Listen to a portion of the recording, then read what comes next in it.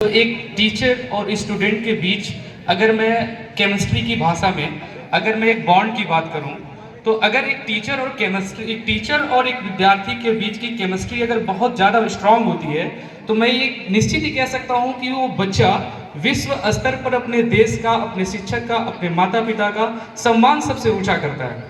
इतिहास में कई ऐसे कहानियां दर्ज हैं, कह सकते हो इतिहास में कई सारे ऐसे पन्ने दर्ज हैं। एक छोटी सी मैं कहानी आपको बताता हूँ।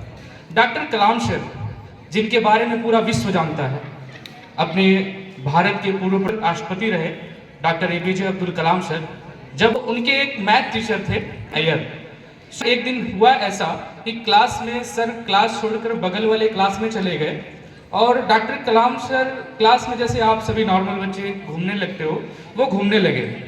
जब सर क्लास में आए तो डॉक्टर कलाम सर को घूमते हुए देखा और उन्हें गुस्सा आया, तो डॉक्टर कलाम सर को पूरे क्लास के सामने पनिश किया। डॉक्टर कलाम सर को ये बात अच्छी नहीं लगी, क्योंकि बच्चे थे उस समय, उनका उतना नॉलेज था भी नहीं। तो जब डॉक्टर कलाम ने उन्हीं मैथ के टीचर्स के सब्जेक्ट में 100 आउट ऑफ 100 मार्क्स लाया, तो वही सर डॉक्टर कलाम सर को पूरे विद्यालय कैंपस के सामने बुलाते हैं और सबसे बड़ा सम्मान देते हैं। कहते हैं कि ये वो बच्चा है जिसे मैंने आज कुछ दिन पहले इसे पनिश किया था पूरे बच्चों के सामने, लेकिन आज इसी बच्चे ने मेरे खुद सब्जेक्ट में 100 आउट ऑफ 100 लाकर मेरा सम्मान किया। ये बड़ी बात होती है। ऐसे ही नहीं, अभी इतिहास में एक दो कहानियां ऐसी भी हैं जो मुझे बहुत रोचक लगती हैं। जो मैं कहूंगा, एक इतिहास में एक राजा था, शायद आप उसके बारे में जानते थे, घनानंद। घनानंद एक ऐसा कह सकते हो एक निर्दयी शासक था जो जनता से कर वसूलता था और उसे अपने अपने खर्चे के लिए, कह सकते हो आप कि गलत खर्चे के लिए इस्तेमाल करता था।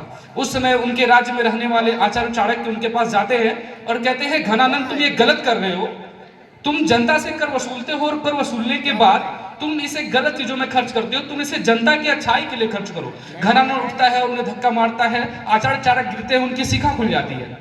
और जैसे ही उनकी शिखा खुलती है, आचार्य चाणक्य शपथ लेते हैं कि घनानंद, जब तक मैं तुम्हारे शासन को खत्म नहीं कर दूंगा तब तक मैं चैन से नहीं बैठूंगा। और आचार्य चाणक्य वहां से उठते हैं और गांव में रहने वाले छोटे से बच्चे चंदू को उठाते हैं, उसे चंद्रगुप्त मौर्य नाम देते हैं और उसकी माता मूरा को मौर्य डायनेस्टी का नाम देते हैं। ये इतिहास में कोई कर सकता है तो एक शिक्षक ही कर सकता है।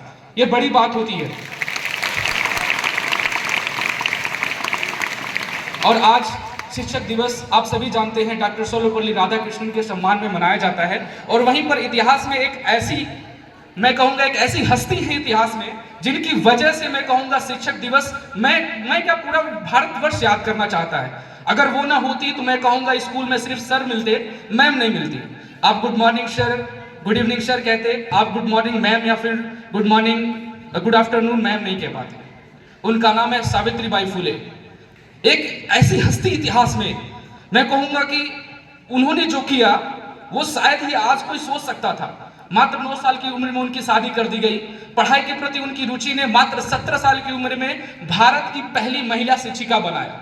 जब वो बच्चों को पढ़ाने जाती थी, जिनके बच्चों को पढ़ाने जाती थी, वो उनके ऊपर कीचड़ उछालते थे, उनके ऊपर सड़े हुए टमाटर मारते थे, लेकिन फिर भी सावित्रीबाई फुले ने उन बच्चों को पढ़ाया। और मैं कहूंगा भारत का पहला महिला विद्यालय उन्हीं के द्वारा बनाया गया। सावित्रीबाई फुले। एक टीचर जो चाहे वो कर सकता है। अगर बच्चा टीचर को समझता है तो बच्चा जो चाहे वो कर सकता है।